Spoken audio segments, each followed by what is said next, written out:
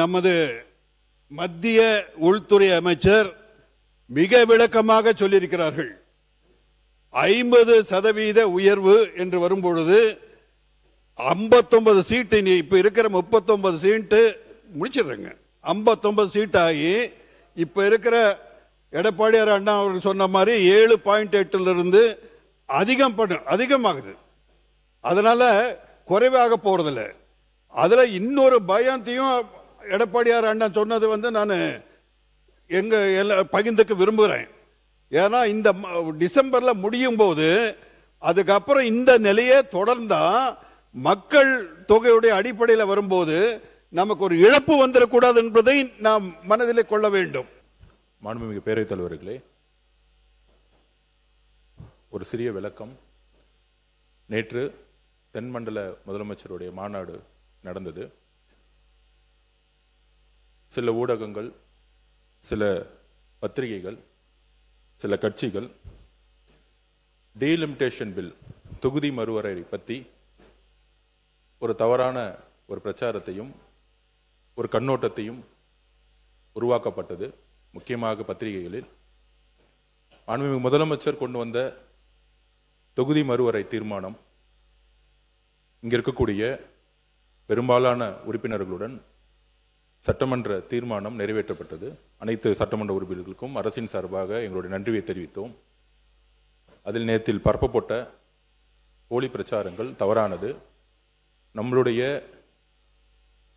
டீலிமிட்டேஷனுடைய கொள்கை, தொகுதி மறுவரையுடைய கொள்கை சட்டமன்றத்தில் தீர்மானத்தில் என்ன நிறைவேற்றமோ அரசும் முதலமைச்சரும் அதில் உறுதியாக இருக்கிறார். ஃபேர் டீலிமிட்டேஷன் தேவையில்லை, ஃப்ரீஸ் டீலிமிட்டேஷன் தான் தேவை. 543 உறுப்பினர்கள் கொண்ட அந்த நம்பரை நம்ம ஃப்ரீஸ் செய்யணும், ஒன்றிய அரசு ஃப்ரீஸ் செய்யணும். அடுத்த 25 வருஷங்களுக்கு ஒரு தனி சட்டம் கொண்டு வந்து உருவாக்கணுங்கிறது இந்த சட்டமன்றத்தில் நம்ம எடுத்த தீர்மானத்தில் மாண்புமிகு முதலமைச்சரும் சரி இந்த அரசும் சரி உறுதியாக இருக்கிறதை இந்த அவையில் நாங்கள் பதிவு செய்கிறோம். பொதுப்பணித்துறை அமைச்சர்களுக்கு நீங்கள் அனைத்து சட்டமன்ற ஒரு கட்சி வித்தியாசம் இல்லாமல் எங்களுடைய அலுவலகத்துக்கு உங்களுடைய தொகுதி குறைபாடு பற்றி எழுதி கொடுக்கலாம் என்று சொல்லியிருந்தீர்கள். இந்த சில உறுப்பினர்கள் அதை திங்கட்கிழமை மாலை வரைக்கும் அந்த நேரத்தை நீடித்து தருமாறு கேட்கின்றார்கள். அதை பற்றி மாண்புமிகு அமைச்சர் உறுதியாக திங்கட்கிழமை மட்டுமல்ல செவ்வாய்க்கிழமை வரைக்குமே நம்ம நம்மளுடைய துறை இருக்கக்கூடிய சிஇஓ மற்றும் செக்ரட்டரிஸும் வெயிட் பண்ணிட்டு இருக்க ரெடியா இருக்கும். நெடுஞ்சாலை, பொதுப்பணித்துறை, விளையாட்டு சம்பந்தமாக அனைத்து சட்டமன்ற உறுப்பினர்களும் கொடுக்கக்கூடிய கோரிக்கைகளை நிறைவேற்றுவதற்கு எங்களுடைய அலுவலக பணிகள் இருப்பாங்க. நன்றி. மாண்புமிகு எதிர்க்கட்சி தலைவர் அவர்கள். பேரவைத் தலைவர் அவர்களே, நம்முடைய அமைச்சர் அவர்கள் நேற்று நடந்த தென் மாநில முதலமைச்சர்கள் மாநாட்டில் முதலமைச்சர் அவர்கள் ஆற்றிய உரை பற்றி பேசினார்கள்.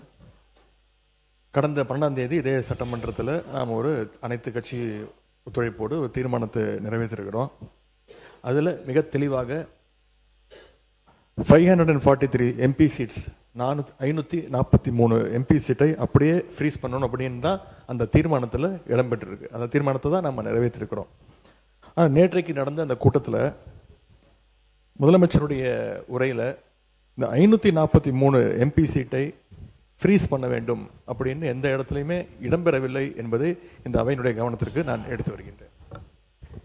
மாண்புமிகு சட்டத்துறை அமைச்சர்.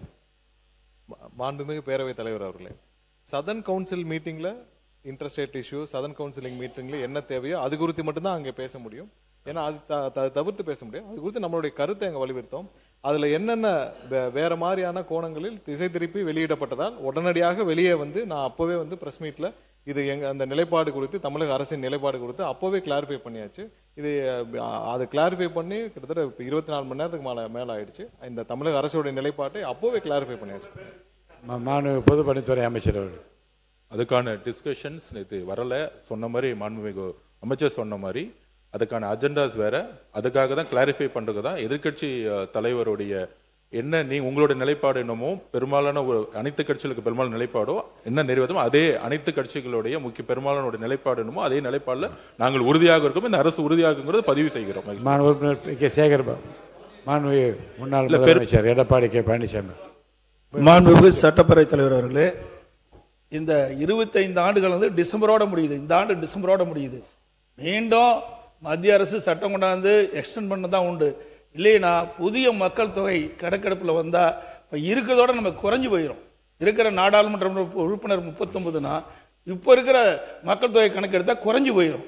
அதனால தான் மத்திய அரசாங்கம் இந்த தொகுதி மறுவரைக்கு பல கட்சியோடு பேச்சுவார்த்தை நடத்திட்டு இருக்கிறாங்க. அந்த அடிப்படையில் 1971 மக்கள் தொகை கணக்கெடுப்பில் எடுக்குவதற்கு மத்திய அரசு முயற்சி செய்து கொண்டிருக்கு. பொதுப்பணித்துறை அமைச்சர் இல்லை, அதை ஒத்துக்கிறோம். டிசம்பர் முடிஞ்சிச்சுன்னா உடனடியாக அதுக்கான சட்டம் இருக்குன்னு. அந்த சட்டம் இந்திரா காந்தி அம்மையார் அவர்களும் சரி, பிஜேபியோடைய பிரைம் மினிஸ்டராக இருந்த வாஜ்பாய் அவர்களுமே ஒரு சட்டத்தை கொண்டு 25 வருஷம் எக்ஸ்டென்ஷன் பண்ணாங்க. அதுதான் அனைத்து நம் தமிழ்நாடு அரசும் வலியுறுத்துங்கிறத நாங்கள் இங்கே பதிவு பண்றோம். உறுதியாக அனைத்து மாநிலங்களும் வலியுறுத்தும் பொழுது ஒன்றிய அரசு செவிசாய்க்குங்கிற நம்பிக்கை இருக்குங்கிறத நாங்கள் பதிவு பண்றோம். மாண்புமிகு எதிர்க்கட்சி தலைவர், பேரவைத் தலைவர்களே, இந்த டீலிமிட்டேஷன் விஷயத்தில் நாங்கள் தொடர்ந்து எங்களுடைய ஸ்டாண்டை நாங்கள் மீண்டும் இங்கே பதிய வைக்க விரும்புகின்றேன். எங்களை பொறுத்த வரைக்கும் ஏற்கனவே இந்த அசம்பிளியில் பாஸ் பண்ண தீர்மானத்தின்படி 543 அப்படிங்கிற அந்த நம்பர் கண்டினியூ செய்யப்பட வேண்டும். அப்படி அதில் ஏதாவது மாற்றம் ஏற்பட்டால் ஏற்கனவே தமிழ்நாட்டுக்கு இருக்கக்கூடிய 7.18% ரெப்ரசன்டேஷன் அது குறையக்கூடாது, அது ஏறலாமே தவிர அது குறையக்கூடாது என்பதுதான் திராவிட முன்னேற்ற கழகத்துடைய நிலைப்பாடு. மாண்புமிகு பொதுப்பணித்துறை அமைச்சர் சொல்லுங்க, அப்புறம் சட்டத்துறை, அப்புறம் மாண்புமிகு உறுப்பினர் தரேன், நான் வாய்ப்பு தரேன். நீங்கள் பதில் சொல்லு. மாண்புமிகு பேரவைத் தலைவர்களே, அதைத்தான் நாங்கள் ஏற்கனவே இந்த தீர்மானம் வரும்போது தெளிவாக நாங்கள் சொன்னோம். இப்பொழுது 543 நாடாளுமன்ற உறுப்பினர்கள் மொத்தமாக இருக்கிறாங்க. அதில் தமிழ்நாட்டுக்கு வீதாச்சாரப்படி 7.18 இருக்குது. அதே போல் தொகுதி மறையறை வருகின்ற பொழுதும் தமிழகத்திற்கு 7.18 வீதாச்சாரப்படி இருக்க வேண்டும் என்பதுதான் அனைத்து இந்திய அண்ணா திராவிட நிலைப்பாடு. மாண்புமிகு பொதுப்பணித்துறை அமைச்சர். இல்லை, இந்த பேரவைத் தலைவர்களே, இந்த டீலிமிட்டேஷனை பற்றி ஒரு 2 நிமிஷம் நான் பேசினோம். திமுகவோட நிலைப்பாடு மாறுற மாதிரி இருக்கு. 543 இல்ல, நான் பேசி முடிச்சிடுறேன், அதுக்கப்புறம் எதிர்க்கட்சி தலைவர் பதில் சொல்லட்டும்.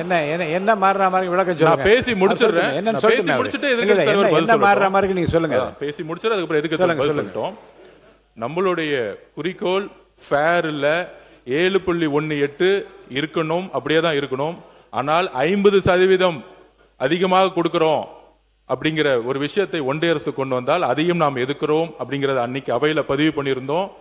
எப்படி பிஜேபியில பிரைம் மினிஸ்டர் வாஜ்பாய் தலைமையில் இருக்கும்போது 25 வருஷம் 7.18 அப்படியே மெயின்டைன் பண்ணி 25 வருஷம் சிறப்பு சட்டம் கொண்டு வந்தாரோ, திமுகவை பொறுத்த வரைக்கும் இந்த எலெக்ஷனுக்கு முன்னாடி டீலிமிட்டேஷன் வேணான்னு சொல்லிட்டு பேப்பரை எரிச்சிருக்காங்க. 50% கொடுத்தாலும் வேணான்னு சொல்லலாம். ஏன்னா இங்க 50% கொடுக்கும்போது வட மாநிலங்கள் 50% இன்க்ரீஸ் ஆகும். 50% இன்க்ரீஸ் ஆகும்போது 5-6 மாநிலங்கள் சேர்ந்தாலே அரசியலுடைய நிலைப்பாடு வரக்கூடிய தேர்தல் காலங்களில் ஒரு கட்சிக்கான மாறுங்கிறது திமுகவும் இதுதான் வலியுறுத்துச்சு. ஆளுங்கட்சியா இருக்கும் பொழுது ஒரு நிலைப்பாடும் இப்ப இருக்க வேண்டிய தேவையில்லை. தமிழ்நாட்டில் அன்னைக்கு தெளிவா நம்மளுடைய முதலமைச்சருடைய தீர்மானம் ரொம்ப சிம்பிளான தீர்மானம். 543 நம்ம நிப்பாட்டணும்.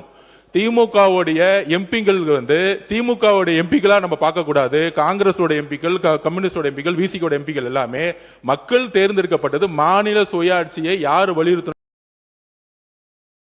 அவங்கள தான் பாராளுமன்ற உறுப்பினர் தேர்ந்தெடுத்திருக்காங்க.